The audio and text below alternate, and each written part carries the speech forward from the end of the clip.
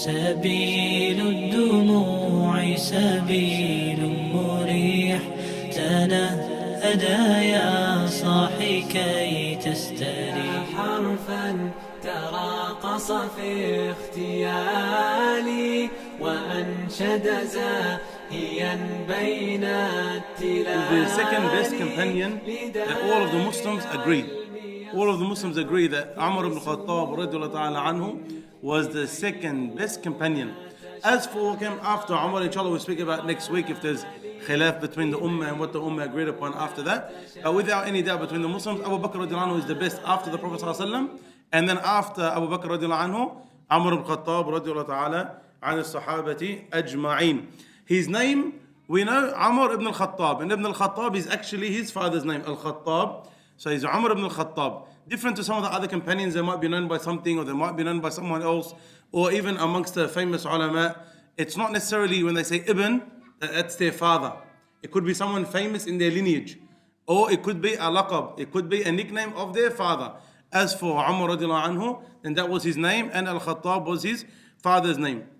His laqab, his nickname, we all know, and it's common amongst the Muslims, is Al-Faruq. Al-Faruq. And Al-Faruq means the one who distinguishes between the truth and the falsehood. And this is because when Umar al-Khattab radiallahu anhu first became Muslim, he encouraged the Prophet sallallahu alaihi wasallam and he encouraged the Muslims to go out and openly preach their religion and openly practice their religion. And when he done that and he encouraged the Muslims to do so, the Prophet sallallahu alaihi wasallam referred to him as Al-Faruq. Prophet sallallahu alaihi wasallam referred to, or the Prophet sallallahu alaihi wasallam said that he's the one that distinguishes, and he's the distinguisher between the truth and the falsehood. And so the Prophet sallallahu alaihi wasallam became known after that Prophet sallallahu alaihi wasallam statement as Al-Faruq, the distinguisher between truth and falsehood. Also from his alqab is Amirul Mu'mineen. Is Amirul Mu'mineen. What did we say about the word Khalifa and Amirul Mu'mineen last week? What did we say about them? Who remembers?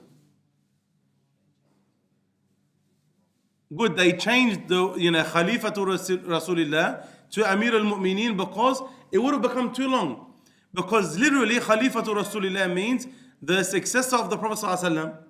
So you're going to have to keep continually add Khalifa after Khalifa after Khalifa. So Umar would have been Khalifa to Khalifati Rasulullah, the successor of the Prophet sallallahu alaihi wasallam. And then the next one would have been Khalifa to Khalifati Rasulullah. It would have become too long. So some of the people, when they came to Umar radiallahu anhu and they called him Amir al-Mu'mineen, at the beginning he didn't actually like this name. At the beginning he didn't like this name. But then it was mentioned to him and that we are the believers and you are the commander, and he accepted this name. He accepted this name, and then after that the khulafa of the Muslims, the Muslim rulers, they kept Amir al-Mu'mineen. They kept Amir al-Mu'mineen. And Amir al-Mu'mineen really should only be for the one who rules all of the Muslims, not for the ones of wilayat. Shouldn't be for the ones that rule certain Muslim lands. And if you only rule a certain part of the Muslim Ummah, you're not going to be called Amir al-Mu'mineen, because Mu'mineen is all of the believers. Is all of the believers. And there's some people in some countries, they still call today Amir al-Mu'mineen. And his whole country is built upon secularism and built upon banning things of the religion and fighting the religion and propagating other than Islam in the country. But it became known as Amir al-Mu'mineen. So we don't want to politicize the term when it's not due. Amir al-Mu'mineen, the leader of the believers, the one who implements Iman, the one who implements the Islam properly as it should be implemented. As for his kunya, and what did we say? We said the kunya is Abu something or Ibn something. Like Abu Bakr is the kunya, Atiq or Siddiq is the laqab, and his name was Abdullah.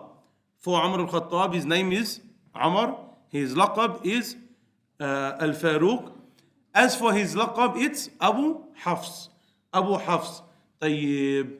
What's Abu Hafs? Of course the father of Hafs. But why? Where did he get it from? We said that usually there has to be a reason why a person is called something.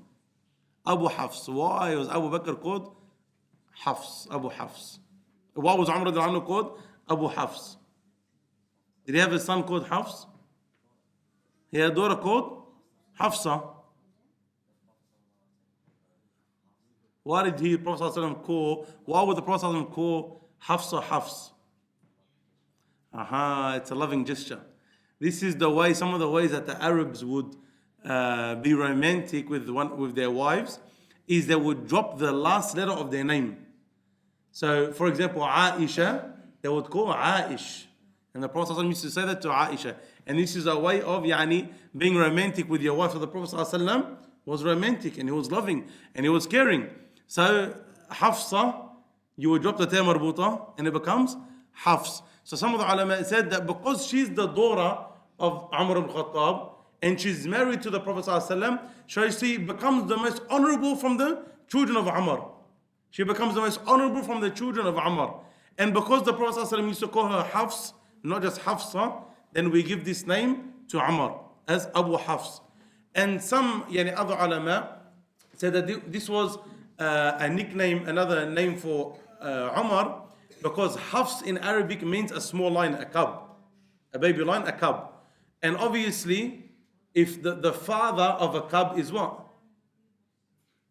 Is a lion. It wasn't hard, not your question. The father of the cub is a lion. And Umar radiallahu anhu, we all know the traits of Umar. It was more of a lion than it was of a bunny rabbit. Okay, there's no softness in a lot of Umar radiallahu anhu's aspect, in his build, in his personality. Not that he was oppressive, but he was firm upon the truth and firm when a person needed to be firm. And his understanding of the religion and of means of dunya, as we'll come to know, were from the best. And so he was like a lion, and this is why some said that he was called Abu Hafs, the father of the cub, meaning, going back to him, that he was, radiallahu ta'ala anhu, like a lion. His father is Al-Khatab ibn Nufayl, and his father was very well known amongst the people of Quraysh, and his mother was Hantama bint Hashim. She was his mother, the cousin of Abu Jahl. His mother was the cousin of Abu Jahl. So now, when you think of the stories of the character of Abu Jahl, it's not too distinct from the story of Umar radiallahu anhu in terms of their character. And now it's very easily understood where a lot of the traits that where he got it from. Because this is how he was raised, this is what he was used to. As we'll say about his father was a man that if the wife is the cousin of Abu Jahl, imagine how strong the guy has to be to marry someone like that. So his father was also a strong person. And so them two together were raising up Umar radiallahu anhu. And when you have two strong parents, usually more times than less, the child goes out also strong. And this is why it becomes very important for us to learn from the upbringing of children. When you look at the companions of the Prophet ﷺ, what they went through and what they became, very important for us to try and emulate that when it comes to our children. As for his birth, he was born 13 years after the Prophet ﷺ. Born 13 years after the Prophet ﷺ. So when the Prophet ﷺ became a prophet, and that was at the age of 40, how old would Umar be? 27. Whoever said 30, Allah yadik. Must have had a long day at work. Okay, he was 27 years old. Okay, this is a decently big age gap.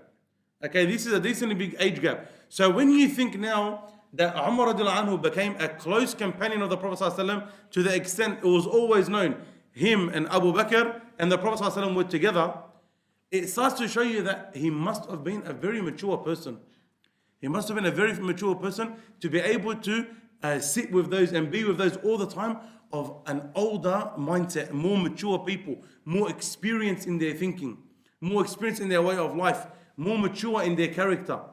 Okay, and this tells you a lot about Umar radiallahu anhu. Even though he was younger, but his two companions were much older than him. He was raised tough by his father, who taught him from a young age to look after the camels and was strict upon it. Looking after camels is one of the hardest things a person can do. And even it's mentioned, even in the Sunnah, that those who look after the sheep and the goats, their hearts are softer. As for those who look after the camels, their hearts are harsher. Why? Because sheep and goats, you tell them, you throw something that way, they all run that way. They all follow each other. As for camels, you hit it and you drag it and you push it, And it still doesn't listen to you unless it wants to. It takes a lot to properly raise and train a camel. And they're rough. Like these, mashallah, camels are big. We don't live with camels, so don't we say how big camels are. But like if you go to the Eid festival, for example, and you see a camel, mashallah, if it falls on you, you're gone. And camels are very arrogant animals. And this is one of the wisdom, some of the ulama said that when you eat camel meat, it breaks your wudu. Why? Some of the ulama said because you are what you eat. So in order for you not to get that trait of arrogance and wanting to seek revenge and vengeance, for you to go and make wudu. You have to make wudu and it nullifies your wudu. So if you want to pray, you got to redo your wudu in order to get that hadh of shaitan out of you, in order to get that portion of shaitan out of you, so that you don't get those traits. It's said about a camel that if you do something wrong to a camel, it will never forgive you. And when you least expect it, it will get its revenge. And it's been known that some of the camels, especially for the ones that look after camels, usually they're Bedouins, or they live out in the desert, or they go far away with them. So when they'll be sleeping, the camel will come and actually fall on him. It will actually just absolutely fall on him. And mashallah, you got this a camel weighing hundreds of kilos. And so when it falls on you, if you're not dead, your body is broken. And this is known about camels. So when you're a little kid and you have to look after these camels, how do you think you're going to become? You're also going to become strong in your traits. You're forced to become strong. You can't be weak and look after camels. Okay? And then when he was tired, he says about his father, when he was tired, it wasn't like his dad would be like, okay, Habibi, go on the iPad for half an hour, go to the fridge and have an ice block. No. When he got tired, his father would push him more. His father would push him more. Okay, so if he was tired, his father would push him more to get up and work and to look after. So you can see from a young age, Umar Khatab is growing up and he's growing up rough. He's growing up rough. But this leads to in the future him being a real man. So sometimes you have to struggle with your children when they're young in order for them to become men. And it said, and if you're allowed to do whatever you want when you're young, you're not going to be able to do what you want when you're older. If you have, and this is what we see this in our children. We see our children, wallah, they grow up, you can't differentiate between the boys and the girls anymore. The boys are so soft and they're so quiet and they want to watch their iPad and do a little bit of coloring in. They don't learn anything. They don't know how to be men. So by the time the age is 15, 16, 17 years old, you say, go fill up petrol. Oh, which one do I put in?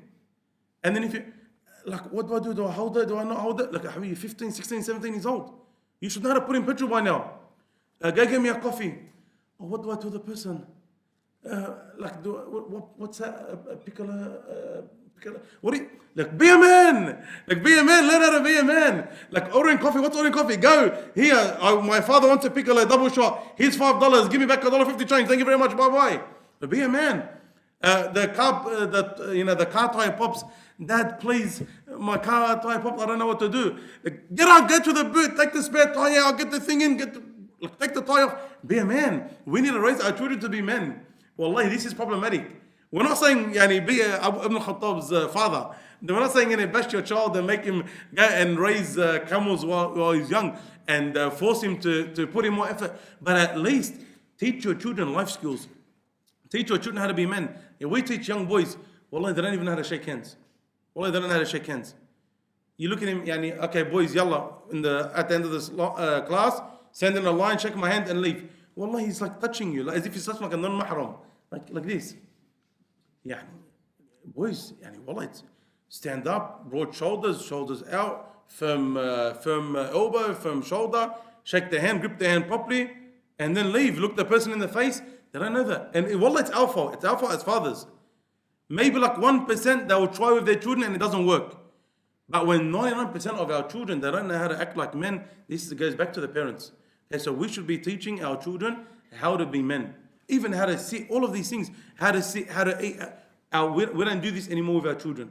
We're just, drugging our children with TV and PlayStation and iPad and do whatever you want and then go to sleep. And we don't teach our children anything. And this is not how we should be. And this is something that we can definitely learn, even though he was a non-Muslim, but from the father of Umar al-Khattab. And we see the man he made him later on. As for his marriage, how many wives was Umar al-Khattab married to? He had all up, how many? All up. No, not at one time. At one time, 4. But all up, 6 is a good answer. So between his wives, actual wives, and what they call al-walad. Al-walad is when a person has a slave, yani a slave girl, and whenever they used to have slaves in the past, when a person has a slave girl, but then and the Muslim man is allowed to sleep with his slave girl, okay, because he owns her. So if he impregnates her, she becomes what's called al-walad, and the rules get changed. Okay, the rules and the Islamic principles and guidelines get changed. So he had between wives and the al-awlad 8 altogether. 8 altogether. Some were before Islam, some were after Islam. Obviously not more than 4 at one time. But between all of them, there was 8. Tayyib, how many children did he have? 8 wives. How many children? At least 2? Allah yahdik. Of course, at least 2. 12, good guess.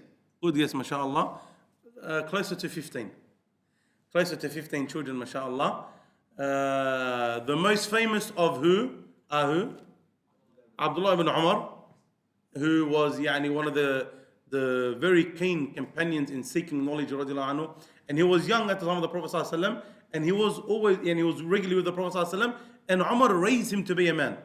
Okay, Umar raised him to be a man, where he would be around the seatings of the Prophet ﷺ, learning the religion, etc. And he became one of the greatest scholars after the death of the Prophet ﷺ and amongst the companions of the Prophet ﷺ. So Abdullah ibn Umar is one of the most famous, and also Hafsa, because she married the Prophet ﷺ.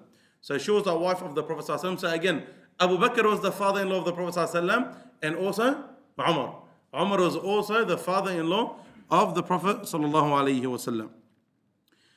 Before Islam, it's important to know again before Islam how the person was, and then to know him after.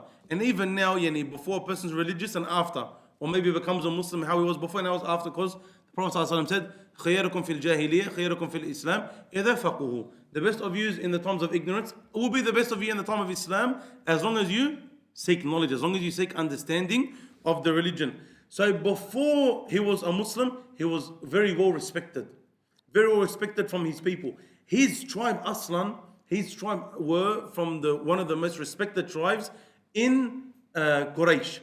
And from amongst Quraysh, they were actually the ambassadors. They were the ambassadors to other tribes. So if there was a problem with another tribe, like a war or a fight, it would be the tribe of Umar who would go and deal with that problem. And in particular, from the tribe of Umar, the Safir was Umar radiallahu anhu himself. The ambassador was Umar radiallahu anhu himself. So he was the one, because of his size and sound mind, he was the one that would do other tribes in times of tribulation. So this is a big honor for not only the tribe, but in particular Umar radiallahu anhu, that he had that. And again, it shows you that because of the raising that he had, he was able, not only physically, but mentally, intellectually, how to do with other people. Again, this is another thing a lot of our children don't learn. How to do with people, how to talk, how to interact, how to debate, how to discuss. We don't learn these things. We don't learn. Okay, our children don't even know how to hold a conversation. If they go to give someone salam, assalamu alaikum, you ask him, how are you? He says, alhamdulillah. Like, ask me how I am back. Ask me how I am back. He doesn't know. Okay, he doesn't know. Go for a job interview, he's got no idea. How to become a sales rep, he's got no idea. We need to teach our children. We need to train our children. Not only how to be good Muslims, but how to be men. How to be men, because the two are aligned. He was also from amongst the Arabs, and this was a rarity, that knew how to read and write. Remember, the norm amongst the Arabs at the time of the Prophet ﷺ was that they were illiterate. This was the norm. And again, this isn't a deficiency. This is something that the people were up to. Some cultures and customs were known to read and write more, but have less memory and relied on books a lot more. As for the Arabs, they were from the cultures that are more oral based. Okay, they speak and they don't read and write much. They memorize a lot. But some of the Arabs knew how to read and write. From amongst them was Umar radiallahu anhu. From amongst those who could read and write was Umar ibn Khatab radiallahu anhu. And generally speaking, the people that he was from, Like his father also, it said about him that they knew how to read and write. So again, this is something that's taught, and it did give them an advantage in society. It does give them an advantage and a more increased status because it's a rarity. Umar al-Khattab, we all know him to be harsh. But even before, and he was harsh against the Muslims, by the way. And Umar al-Khattab was one of the harsh ones against the Muslims. But at the same time, he's actually got soft spots. And this is what a lot of people either don't know about Umar radiallahu anhu or purposely don't speak about for some reason. Because some people they see softness as a weakness. And this is incorrect. This is incorrect. Upon the Muslim is to know when to be tough, when to be rough, when to be staunch, and at other times when to be soft, when to be merciful, when to overlook, etc. Umar radiallahu anhu, even though before Islam, he used to be harsh against the Muslims. But also he had a soft spot. Allahu alam, this is not mentioned here, this is Allahu alam possibility. Maybe it was also because of his upbringing. So you find certain people with certain cultural expectations, they might be, because of the way that they were raised, harsh in certain aspects. But when they don't need to be harsh because of the peer pressure, you find that they're actually more softer towards others. Because maybe they didn't have that comfort or that mercy that was shown to them because it was seen as a weakness. So when they see others in a place of weakness, sometimes they're more merciful towards those people. And this is known in human psychology. So it could possibly be that Umar anhu at certain times was merciful. Around others in society, he had to be rough and tough. Because that was his reputation and that was what his father instilled in him. As for a time, and you find this in the hijrah of Amir ibn Rabi'ah. Amir ibn Rabi'ah was one of the early Muslims and he was doing the migration from Mecca to Al-Habasha, to Abyssinia, modern day Ethiopia. So we know that there was the king there, the just ruler, a Christian, but he was just. And so the Prophet ﷺ advised the Muslims to go to Abyssinia in order to seek refuge so they could implement their deen. Amir ibn Rabi'ah, him and his wife were going to flee. So Amir had to go do something and his wife was getting ready to do the migration. So Umar sees his wife and he tells her, what are you doing? What are you planning, etc.? And he says, we're going, and he goes, you're going to migrate? And she says, yes, we're going to worship our Lord because you guys have harmed us much. You kuffar of Quraysh, and even Umar al-Khattab included, you guys have harmed us much. And because of that, we're leaving. What do you expect Umar to say or do? Remember, he's a person that is now harming the Muslims. So you expect him to maybe harm her or to swear at her or to abuse her. What does he do? May Allah be with you. May Allah be with you. This is not something that you expect from Umar, the one who's fighting the Muslims, even before he's a Muslim. But again, this shows from very early on that soft spot that he has. His wife, obviously the wife of Amir, she's obviously taken back and astonished that how can Umar say, may Allah be with you. So when Amir gets back, she tells him the story. And she says 1, 2, 3, 4, 5, and Umar said, may Allah be with you. And he's making dua for her.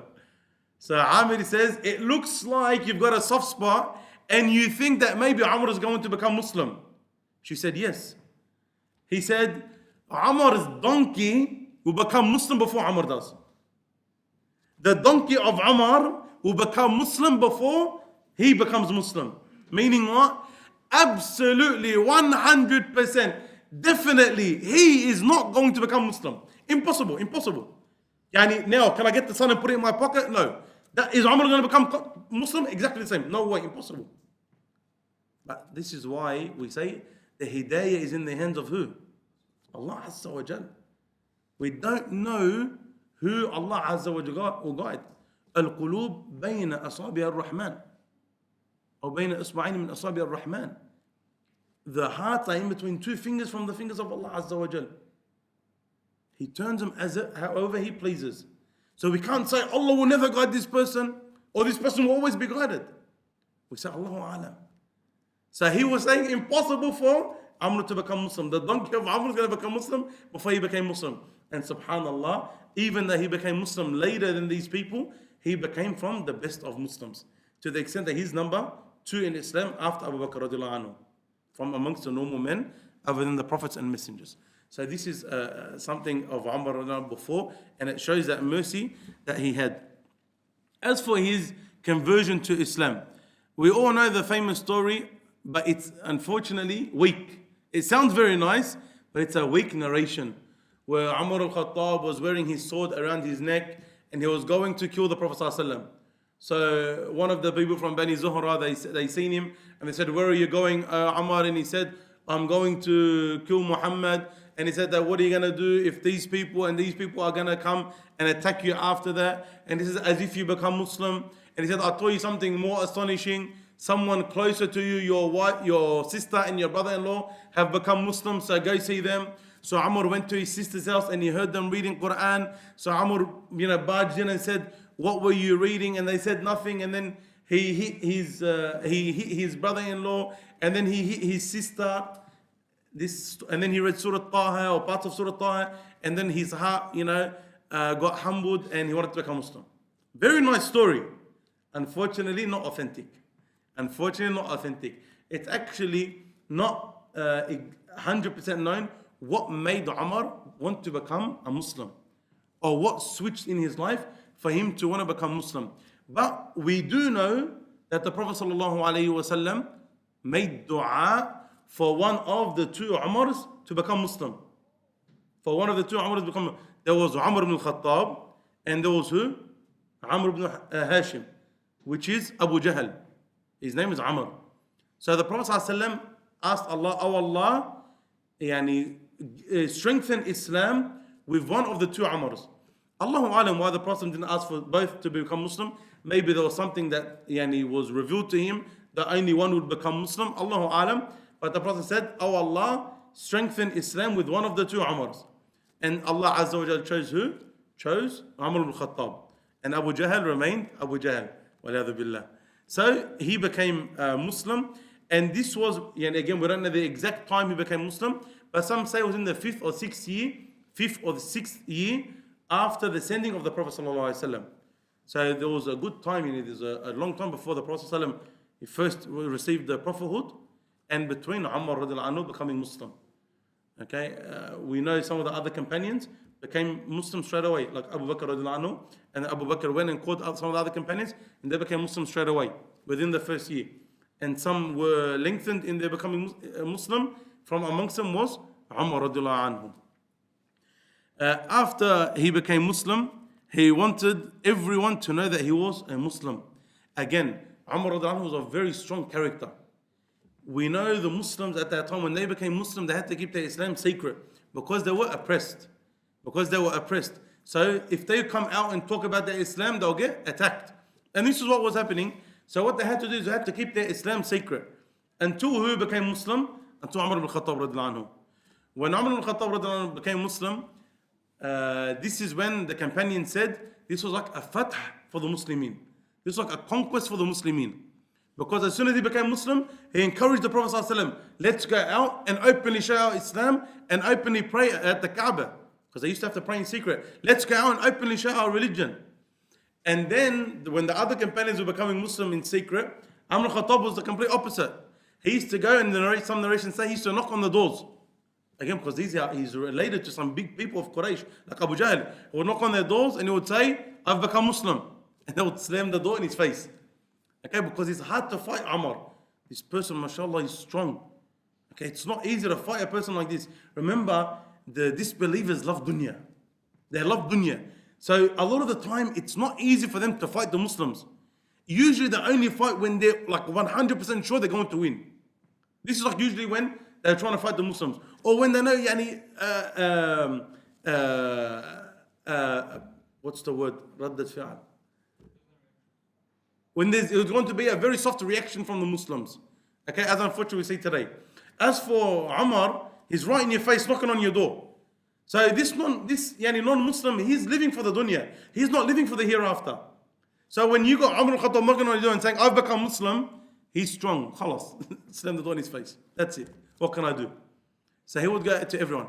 And then some people said, do you want everyone to become Muslim? Know that you're Muslim? He said, yes. Who did they tell? A man called Jamil. This man called Jamil, there's some people in society, the second you tell him a secret, Allahu Alam how, but 3/4 of the earth knows. This is our friend Jamil. Jamil ibn Ma'mar, this is how he was. One thing you tell him, everyone knows. So they told Jamil that Umar has become Muslim. What's the first thing Jamil does? He starts shouting. He starts shouting to everyone that Umar has become Muslim, Umar has become Muslim. So this is something that was it changed a lot to do with the Muslims. Before, the Muslims need to be Muslim in secret and hide their Islam. As for now, Umar radiallahu anhu comes and openly shows that he's a Muslim, and this gives to a big degree Muslim strength and confidence. His becoming Muslim was, as some narrations say, 3 days after Hamza, the uncle of the Prophet ﷺ, became Muslim. And this was like an addition. This was an addition to the strength of Islam. And it shows you that Islam loves for the Muslims to take the means. We have a lot of Muslims that are built upon whims and dreams and desires and wishful thinking. This isn't how Islam is going to work. A lot of people, they think, victory is going to come without sacrifice, or I'm going to get to Jannah without sweating, or it's going to be so easy to become a Muslim and be a good Muslim. Deen isn't necessarily like this. So we said Muslims had to be in secret implementing their deen. And this was in the space like 5-6 years. Then Hamza became a Muslim, and 3 days after Umar ibn Khatab became Muslim. These are two people that gave victory to Islam. And after 5 or 6 years of being Muslim in secret, now they're able to come out and openly preach. Before that, it wasn't possible. This is, we need to really, as Muslims, understand this concept. Because every single one of us has something to offer Islam.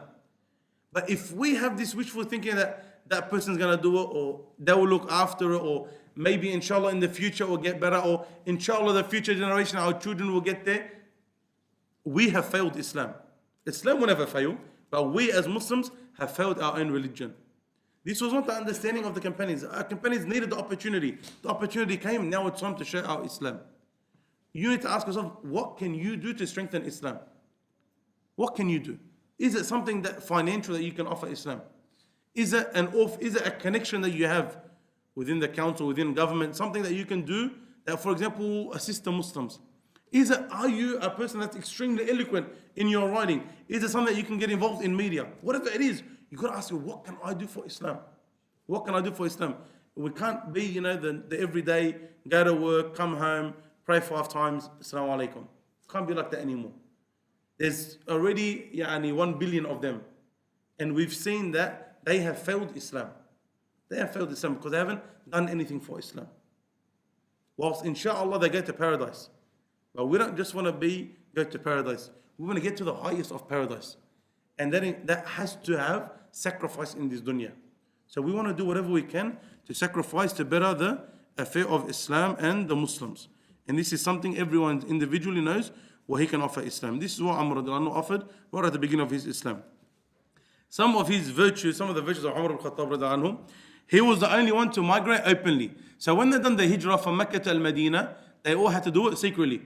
Because they either were scared of attack, or they were scared of being stopped by Quraysh, or in the case of the Prophet ﷺ, he had to teach the Ummah how to take the means of going secretly, and there was a bounty on his head, etc. As for Umar, he knew that no one's going to do anything to him. And he actually would go around and then tawaf and prayed at Maqam Ibrahim, and he told everyone, I'm going to migrate. Whoever wants his wife to become a widow, or his children to become orphans, or for his mother to lose a child, then follow me. And obviously, no one's gonna fight Umar radiallahu anhu. And this is a man, it's mentioned that when he used to walk, it used to look like he was riding. And that's how, mashallah, big this person is. This is how strong, and people know him from before. They know he's no chump. He's not scared. This is a person who, tabarakallah, is extremely strong. Allah's blessed in that regard. So obviously no one wanted to fight Umar because they loved their life a little bit too much and they didn't want to take their chances. And so he done the hijrah openly. He was inspired by Allah. The Prophet calls him Al-Mulham. inspired by Allah. What does it mean, inspired? Yani a lot of his decisions, to the extent you'll find, he would say something in terms of opinions. Ya Rasulullah, why don't we do this? Or he would tell the wives of the Prophet ﷺ something. Or the Prophet would seek advice from Umar, and Umar would give his opinion, and Quran would actually be revealed in the same way as Umar's opinion. Not because, waliyadu billah, Allah agrees with Umar, but that Umar's opinion was correct. And this was the ruling of Allah Azza wa Jal. Some examples, the common ones, about the prisoners of war. So at the beginning of Islam, the Muslims had prisoners of war. And so what do? Do we ransom them or do we give them the death penalty? Abu Bakr's opinion was, let's ransom them. Let's get their money. The Muslims need money, let's get money. And Amr's opinion was that no, we give them the death penalty to show that between us and them is war now. Even though they are brothers and our cousins and our fathers and our uncles, you guys are fighting us because we're Muslim. And our love for Islam is greater than our love for you. So let's give them the death penalty. The Prophet ﷺ went with the opinion of Abu Bakr. And then Allah Azza wa Jal revealed verses that what should have been done was that they gave them the death penalty. For example, all the ayat about hijab. So the Prophet ﷺ advised the Prophet, Umar advised the Prophet ﷺ that the women wear the hijab so that they're not harassed. So people know these are believing women, no one should harass them. So when he mentioned this, after Allah Azza wa Jal revealed verses of hijab, and hijab became an obligation upon the wives, upon the women of the believers, from the wives of the Prophet ﷺ and everyone else, or other women. So these are some instances, and there are many others of where the Quran was actually revealed, and it was according to, or what Amr initially said, the Quran was revealed that is correct. That is correct.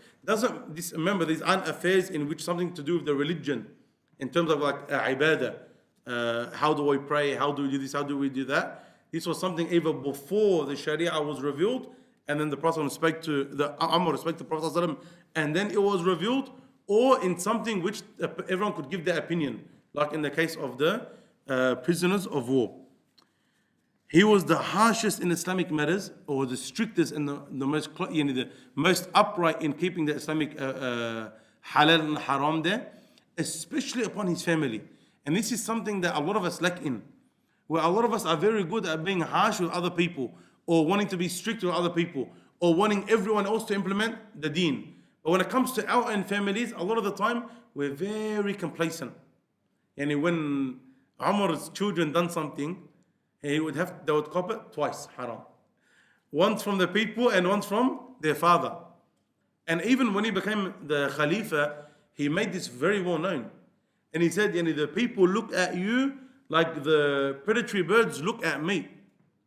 They're waiting for you guys to make a mistake so that they can attack. Because you know that you guys are the children of Umar. You guys aren't anyone. So yes, alhamdulillah, we're virtuous because the Prophet has guaranteed us paradise and we're the companions of the Prophet ﷺ. But that doesn't mean that we can become complacent in our religion.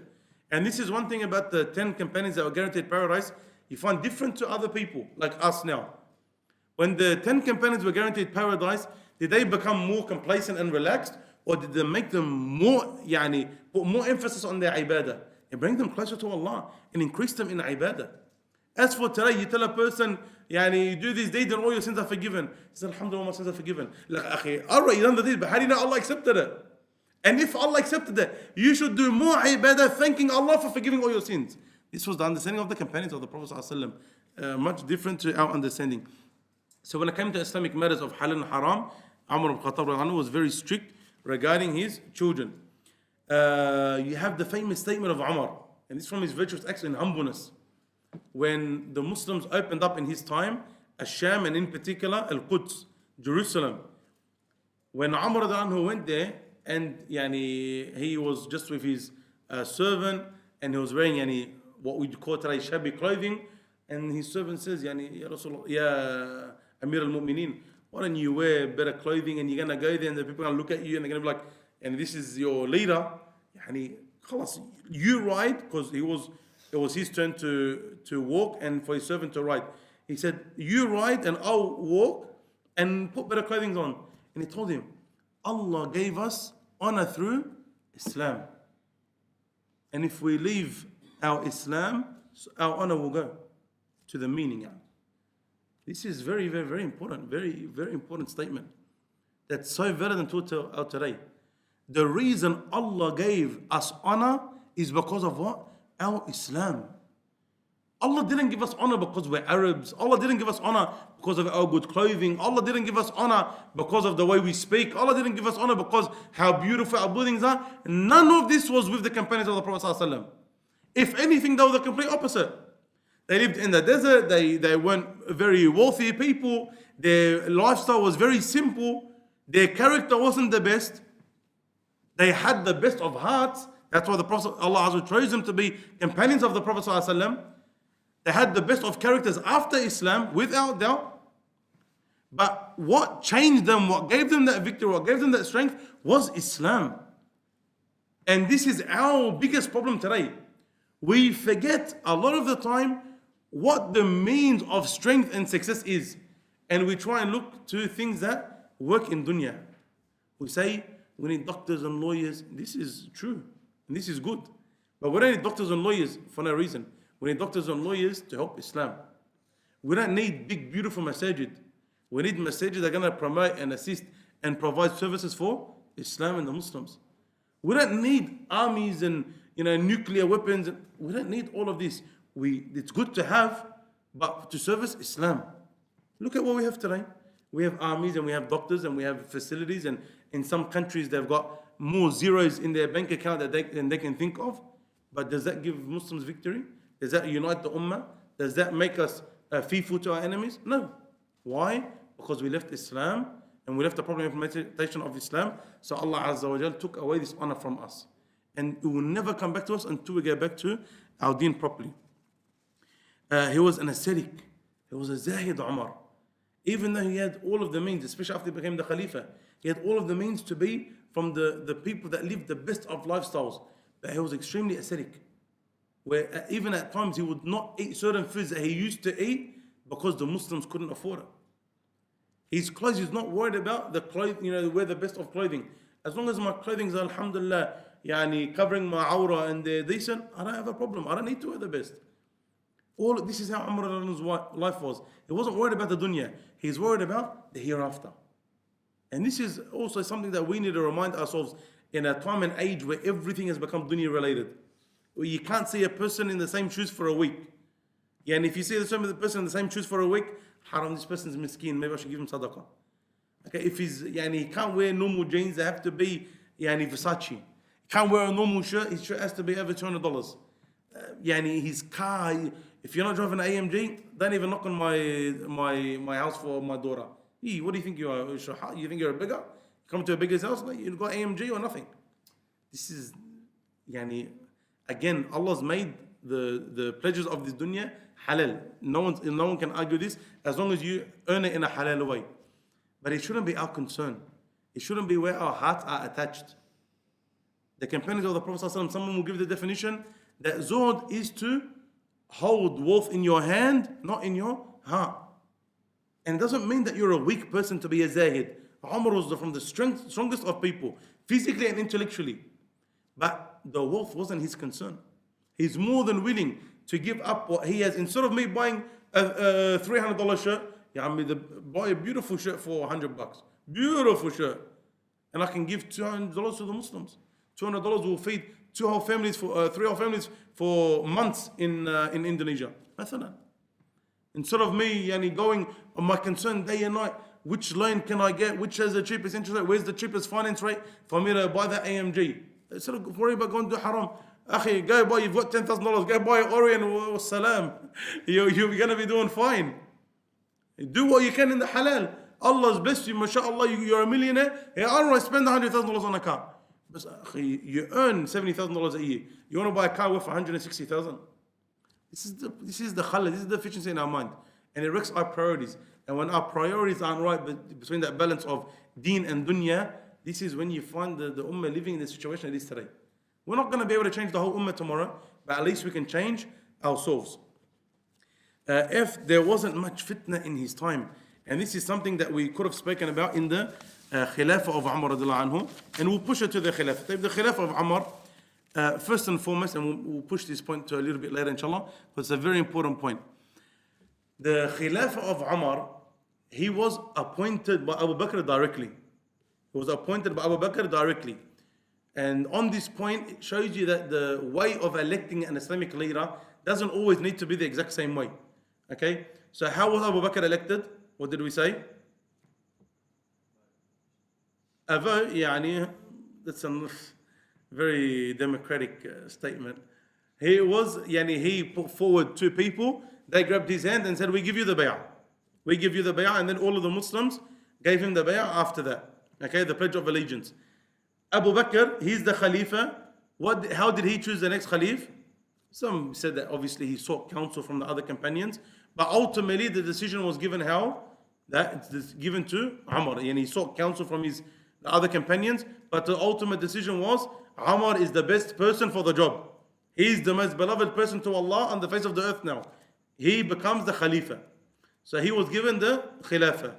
After him, we'll speak about next week inshallah regarding how Uthman became the Khalifa, but it was a different way. It was a different way. Umar didn't appoint Uthman, he appointed a council, and then they were to choose who became, and they eventually chose Uthman radiallahu anhu. But Abu Bakr appointed Umar, and this is, you can add it to his virtues that Umar and the companions knew he was the best person for the job, and it was because of his, tabarakallah, very sound and intellectual mind, on top of how close he was to Allah subhanahu wa ta'ala in upholding the religion. His khilafah lasted for just over 10 years. How long was the khilafah of Abu Bakr? Just over 2 years. The khilafah of Umar radiallahu anhu was just over 10 years. And this is, mashallah, this is much longer time than Abu Bakr. And you find that also what they done and what they achieved in their khilafah were two totally different things. So in the time of Abu Bakr, it was making the Muslim Ummah, the Muslim state strong, because there was the apostates that wanted to leave Islam and those who didn't want to pay the zakat, etc. So Abu Bakr had to fight them in order to settle the Muslim state and keep it strong. And this is extremely virtuous. And in the time of Umar, it was the time of flourishing the Muslim state. So this is where Islam spread. Okay, because alhamdulillah, inside was pretty firm. And as for the spreading, this could be done by sending Muslim armies out to different parts of the world in order to take over the Islamic governance. He initiated bookkeeping for wages, etc. So in the time of Umar, remember the Arabs, they're not people that read and write much, so they don't have bookkeeping. As for the time of Umar, he started to institutionalize a lot of these things. So the wages for the soldiers was all kept. The Baytul Mal was established, where all of the Muslims take their zakat, and if they want to give sadaqah and the war booty, etc. It's all taken to Baytul Mal, and how it's given out, it's all written down. So the bookkeeping was started by Umar radiallahu anhu. Muslim Centrelink. Okay, Muslim Centrelink. Okay, I come underneath this. People think, Wallah, Centrelink is subhanallah, the government so good towards the Muslims. Who was the first one to do Centrelink? Umar al-Khattab. These people learn from us. You want to talk about child, what do they call it for the children? What's that one called? It's not family tax, or family tax benefit. Family tax benefit. If you have children, you get paid, or if you have young children, they need to look after, the carers payment, etc. Umar al-Khattab used to do all of this. Umar al-Khattab used to do all of this, and all of it was recorded. They say, we're helping out you Muslims. Like we used to help out the Jews and Christians before any of this, what you say today. Umar al-Khattab used to even give the people that used to pay jizya, they used to pay the tax towards the Muslim state, they work, and there's an agreement between the Muslims and the non-Muslims that live underneath an Islamic state. That you pay a jizya, you pay a tax, and it can be worked out between them, depending on their financial state and ability. You pay tax, but we look after you. You have protection, we're not allowed to harm you, etc. You can implement your religion. When these people became old and they couldn't give jizya anymore, what would Umar do if they were in need? He would give them from Bayt Mal al-Muslimin. He would give them from the Muslims' wealth. So even the non-Muslims, Umar al-Khattab looked after the ones that were living underneath the Islamic state. So when I talk about Centrelink, tell them Umar al-Khattab has Centrelink before you guys. Now, he reintroduced Taraweeh prayers. So what we see today from, alhamdulillah, the whole world praying Taraweeh prayers, Umar Khatab anhu reintroduced that. What does it mean reintroduced? Some people try and say, look, this is bid'ah. Umar done a bid'ah. That's why we can do bid'ah. Is that correct? Of course not. Of course not. The Prophet ﷺ used to pray Taraweeh. Correct or not correct? Correct. Why did the Prophet ﷺ stop praying Taraweeh? Because he was worried that it was going to become an obligation upon the Muslims. So now the death of the Prophet ﷺ happened. Can new revelation come after the death of the Prophet ﷺ or Islam change? Can't change. Islam is set now. So everyone knows that Taraweeh is not an obligation. So when Umar reintroduced Taraweeh, where all the Muslims would get together again and pray, it stayed from the time of Umar in Al-Madinah and accepted all the way throughout until our time. And inshallah, for many, many years to come, all of the Muslims pray Taraweeh. And it's a sunnah, and everyone knows that it's a sunnah. And Umar reintroduced that because it's something the Prophet used to do. He stopped it for a reason. That reason no longer exists. And so there's no issue, inshallah. He cared much for the well-being of his subjects. And this is something that we all know. We all know the stories of him going to sometimes the old women, their house, and he would cook for them and look after them and clean where they used to live, himself. And sometimes he would cook if he's seen poor people, he would cry. If they had children, crying, and he would cry because of it, and he would go cook for them himself, to the extent, in one of the narrations, he didn't just give them the food and the dates and the flour and the butter, etc. He stayed there and cooked it for them. And he stayed there and cooked and put it for them and waited until they ate and the kids started playing again, and then he left. And then one of the people asked him, why did you stay the whole time? Why didn't you just give it and go? He said, because in our terms, it broke my heart when I seen them crying. It broke my heart when I seen them crying. And I didn't want to leave until I seen them smiling and playing again. And this is, subhanallah, and this is why it's very hard to have a leader like Umar after Umar. Very hard to have a leader like Umar after Umar. When you look at, I don't want to talk about the rulers because I'm not going to get any benefit. Okay? We already know how the rulers are today, where they could not care less what happens to their people. People are dying, people are eating, they could not care less. But us as Muslims, we shouldn't be like this. Wallah, it's very easy for us to say, look at these countries, they've got trillions and they don't help the Muslims. But wallah, sometimes we fall into the same mistake. Wallah, sometimes, mashallah, we've got 15, 20, 30, 40, $50,000 in our bank account. We're not planning on doing anything with the money. We're not saving for a reason. We just heck, as long as it's there. And if we give $200 to a charity and we say, alhamdulillah, I've done what I've done. Wallah, sometimes we need to stop looking out there and just look at ourselves and what we can offer to Islam and provide it to the best of our ability. In his Khilafah, he made the lunar and in particular the Hijrah calendar, the official calendar of the Muslims. So the Muslims, when they wanted to make bookkeeping and everything now, they needed an official calendar to go off. So the Arabs used to go off the lunar calendar. Umar Khatab made that the official calendar of the Muslims, and he began with the Hijrah of the Prophet ﷺ. That's why it's called the Hijri calendar. Okay? Where you have the first year of it was when the Prophet ﷺ migrated to Al-Madinah.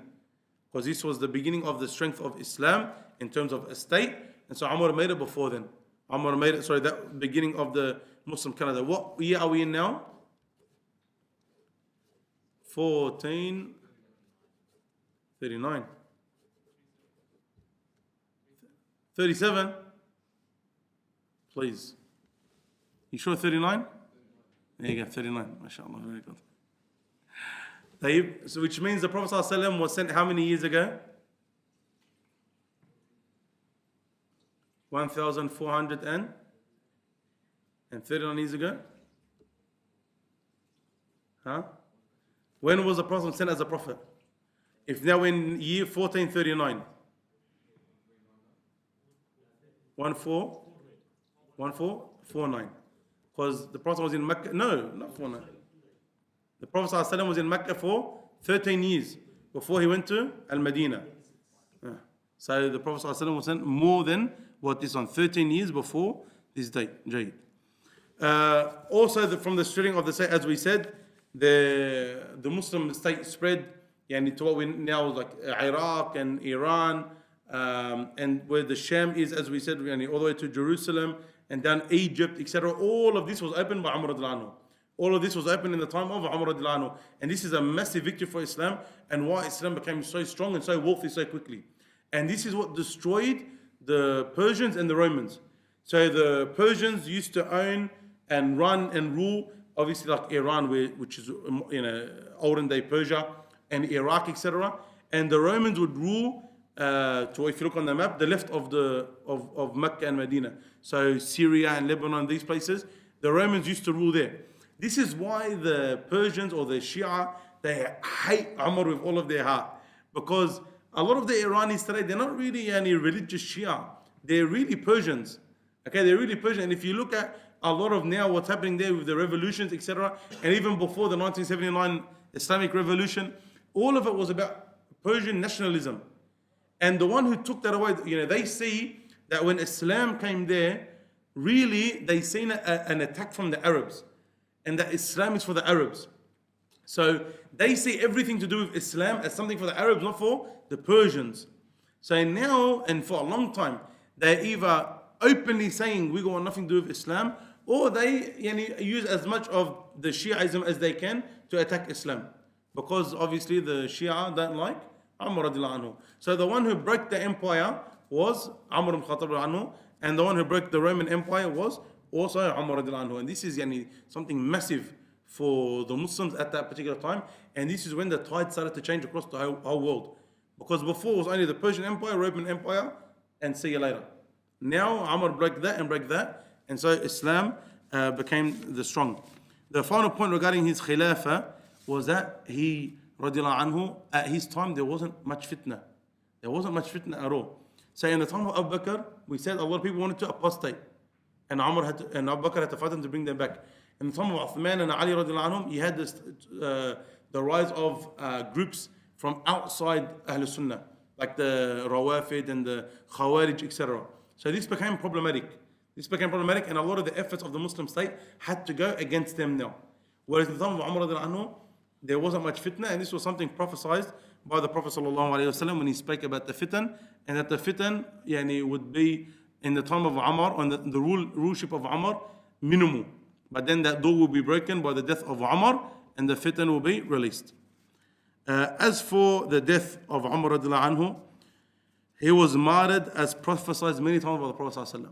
So the Prophet ﷺ prophesied many a time, and when he would speak about Umar, that he's going to be martyred many a time. So obviously the Prophet ﷺ لا ينطق عن الهوى إن هو إلا وحي يوحى.